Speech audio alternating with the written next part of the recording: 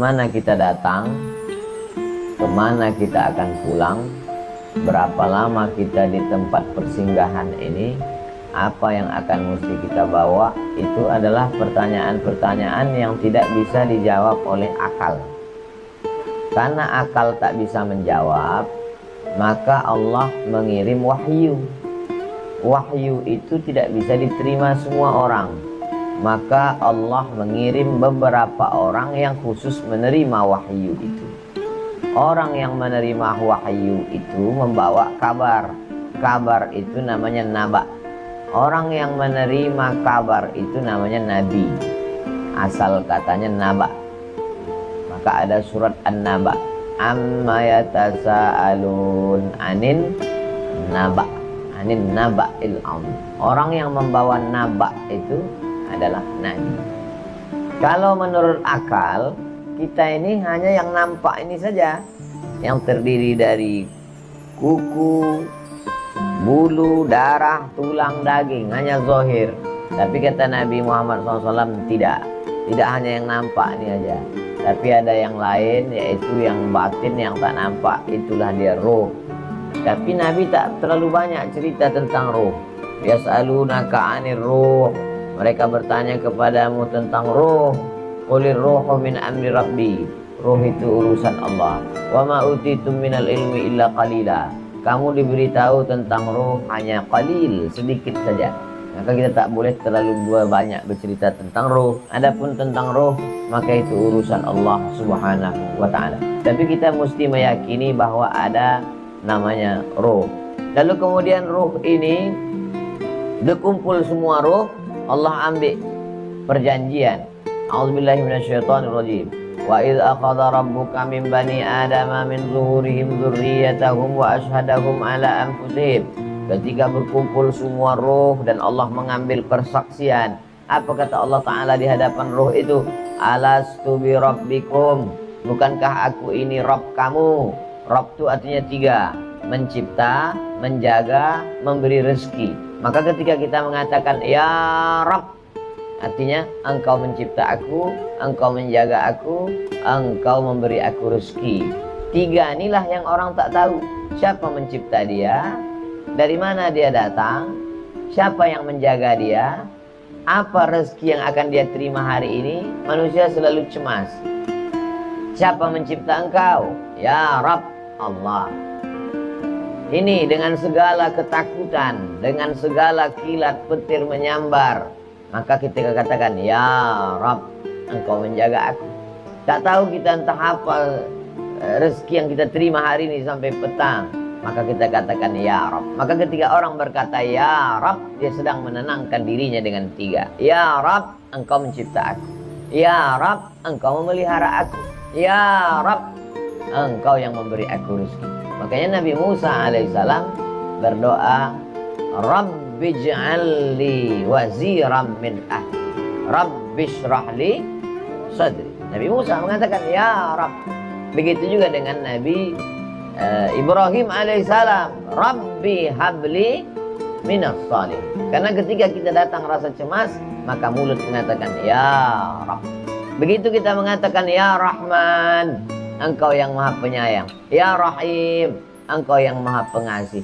Ya Karim, engkau yang maha dermawan. Ya Aziz, engkau yang maha perkasa. Tapi begitu kita katakan ya Allah, maka disitulah berkumpul dua sifat. Sifat Jamal, sifat Kamal. Jamal, semua yang indah-indah. Innallaha jamilun yuhibbul jamal. Ya Kamal, semua sempurna. Semua kesempurnaan hanya milik Allah Subhanahu wa ta'ala. Lalu kemudian diambil Allah lah perjanjian dari ruh tadi. Ruh saya, ruh ustadz, ruh abang, ruh kakak, ruh adik. Semua ruh tadi. Dalam dunia ruh kita tak ada tua, tak ada muda. Sama umur kita di ruh. Hanya saja waktu ruh masuk ke dalam jasad dan turun kemari, disitulah tahun kita lain-lain. Saya kebetulan memilih tahun 1977. Adik-adik ada yang muda, bapak-bapak ada yang tua. Itu hanya di alam sini. Di alam roh kita sebaya semuanya, seumur semuanya. Makanya yang tua jangan merasa sedih, yang muda jangan merasa bangga. Anak tahu ada yang tua, lalu sedih, saya ini lebih tua. Tenang Pak, di alam roh kita sebaya. Ini. Lalu kemudian Allah Ta'ala setelah mengambil perjanjian ruh tadi, masuklah ruh ke dalam jasad. Sifat jasad ini kotor, darah. Kalau darah tidak mengalir, membeku, berubah menjadi nanah. Nanah maka menjadi ulat, menjadi cacing. Maka orang mati dimakan cacing tanah, berulat. Cobalah kita buang sampah beberapa hari dalam tong sampah. Itulah sifat jasad ini. Darah, daging, tulang, kuku, bulu, sumsum. Sifatnya rendah, tanah. Lalu kemudian ruh, cahaya, sifatnya tinggi. Ketika ruh berjumpa dengan jasad, ada dua kemungkinan. Ruh menjadi hina, kotor karena jasad, atau jasad menjadi mulia, terangkat karena ruh. Mana contohnya jasad yang kotor tadi terangkat karena ruh yang mulia? Wa idh qulna lil malaikati isjudu li Adam. Kami katakan kepada semua malaikat, sujudlah kamu kepada Adam. Padahal Adam dari tanah, rendah, hina, kotor, bau, hitam, busuk. Tapi begitu berjumpa ruh dengan jasad, naiklah derajat tanah, maka malaikat-malaikat pun bersimpuh sujud. Tapi kalau ruh tadi memperturutkan jasad, itulah yang disebut Allah Ta'ala, lahum qulubun la yafqahuna biha, dikasih hati tapi tak mau berpikir, tak mau merenung. Lahum a'yunun la yubsiruna biha, dikasih mata tapi tak mau memandang, tak mau menengok, tak mau mengambil pelajaran. Lahum adhanun la yasma'una biha, dikasih telinga tapi tak mau mendengar, tak mau mengambil iktibar. Ulaika kal an'am, mereka lebih hina, lebih rendah, lebih kotor, lebih busuk daripada binatang. Balhum adal, bahkan lebih hina, lebih kotor, lebih jelek, lebih buruk daripada binatang. Ruh dengan jasad berjumpa. Ruh, jasad, jasad. Begitu ruh berjumpa dengan jasad, berubah namanya.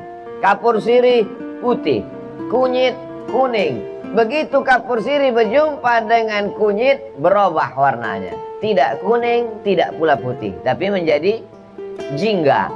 Begitu juga dengan ini.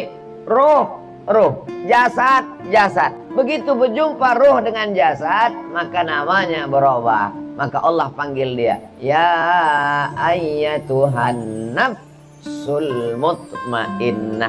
Maka Allah memanggil orang mati itu tak ada Allah panggil, ya ruh, tak ada.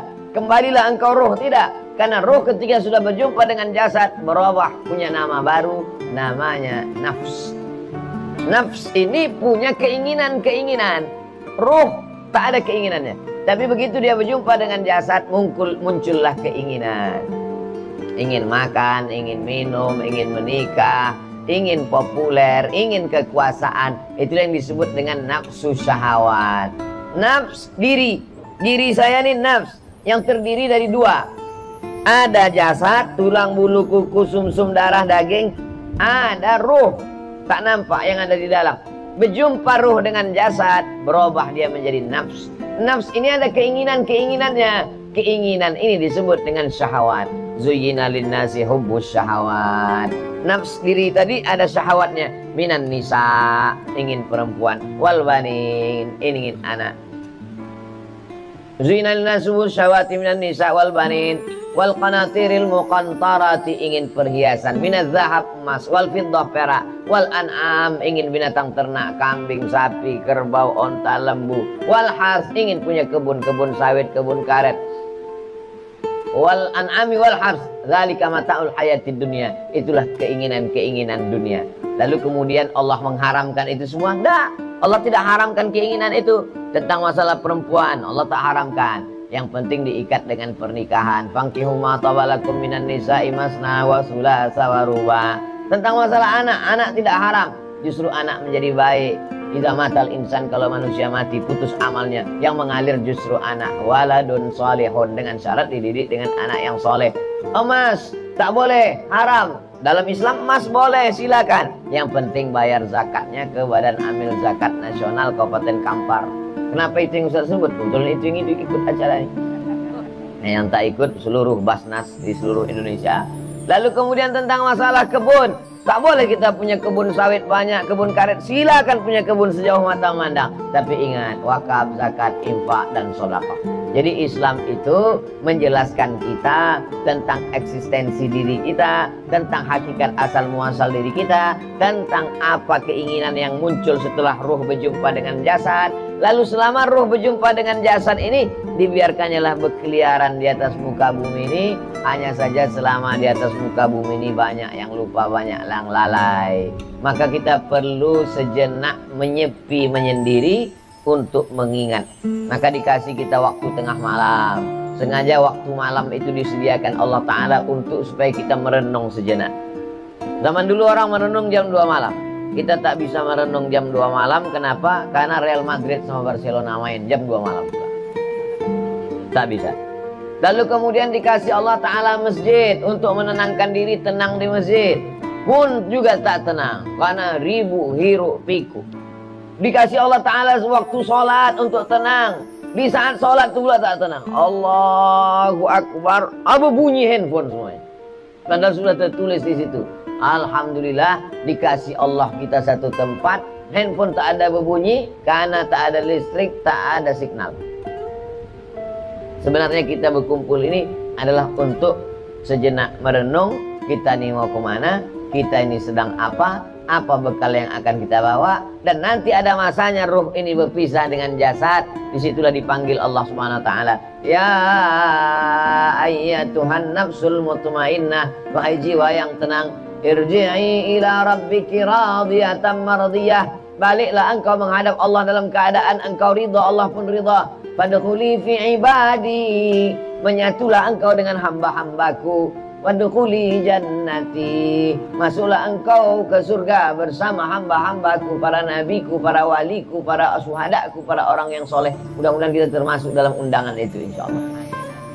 Al arwah junudun mujannadah. Roh ini macam tentara. Macam mana tentara? Tentara itu berserak tentara. Ada tentara angkatan laut di sana bajunya putih, ada tentara angkatan udara bajunya biru langit, ada tentara TNI angkatan darat bajunya loreng. Tentara berserakan. Wa ma ta'arafa i'talaf. Kalau sifatnya sama, dia akan bersama. Wa ma tanakara minha wa ma tanakara minha ikhtalaf. Tapi kalau dia sifatnya berbeda, dia akan mengasingkan diri. Roh ini macam tentara kata Allah Ta'ala, bercampur-campur. Tapi nanti kalau sifatnya sama, otomatis dia nanti akan mendekat, merapat, menyatu. Tapi kalau sifatnya berbeda, maka otomatis dia akan memisahkan diri. Sekarang nampak, kita ini semuanya profesinya macam-macam. Ada yang ustadz, ada yang guru, ada yang bisnismen, ada yang PNS, ada macam-macam. Tapi karena ruh tadi punya sifat kesamaan, akhirnya dia bisa bersama. Berapa banyak orang satu sekolah, satu pesantren, tapi kemudian tak bisa bersama. Kenapa? Karena sifat-sifat yang memiliki perbedaan. Kira-kira apalah kesamaan kita subuh ini? Pertama, sama-sama hamba Allah. Bukan hamba harta, bukan hamba dunia, bukan hamba kekuasaan. Amin. Yang kedua, sama-sama takut dan cemas cemana balik nanti. Ada kesamaan. Tapi kemudian sama-sama saling menyabarkan. Ada yang satu ketakutan. Kami ini susah jalannya, ini banyak menyeberang sungai. Datang satu menyabarkan. Itu cuma locah-locah aja. Locah-locah gitu. Saya dengar tadi itu isi-isi di belakang. Tak usah pikirkan semalam kita balik. Kita jalani aja. Artinya apa? Artinya apa? Bahwa orang yang ada kesamaan bisa bersama. Kalau kita tengok ada orang di airport, awalnya sendiri-sendiri, tapi kemudian ketika akan duduk, bisa nanti beberapa orang akrab berdua. Cobalah kita duduk di situ. Apa yang membuat mereka bisa akrab? Karena ada kesamaan-kesamaan. Kita yang agak asing, agak ini, coba kita dengar agak-agak nguping sedikit. Apa yang mereka bicarakan? Oh, ada kesamaan. Rupanya mereka sama-sama hobi otomotif. Sama-sama ceritanya gitu. Iya, kami ini 4x4 masih gini. Oh, ini kemarin. Kami baru balik dari Batu Tilam. Oh, ini yang berangkat ke Batu Tilam kemarin. Apa nama komunitasnya? Atos. Atos itu kareh. Keras keinginannya nggak sampai kemari. Jadi berbagai macam keinginan. Ada keinginan yang sama, ada keinginan yang sama. Sudah berapa kali kemari Pak? Kami Pak Ustadz ya kira-kira 4-5 kali lah. Apa saja program kalian di sini? Kami sudah berbagi. Oh, ternyata dari berbagai macam latar belakang, basic pengetahuan, keluarga, suku, bahasa, tapi ada satu kesamaan, sama-sama ingin berbagi. Mereka tidak ustadz, mereka tidak penceramah yang selalu mengatakan di masjid bersedekahlah, berwakaflah. Mereka dengan berbagai macam profesi, tapi kesamaan itulah yang membuat kita bertemu di tempat yang dimuliakan Allah Subhanahu wa taala, buminya.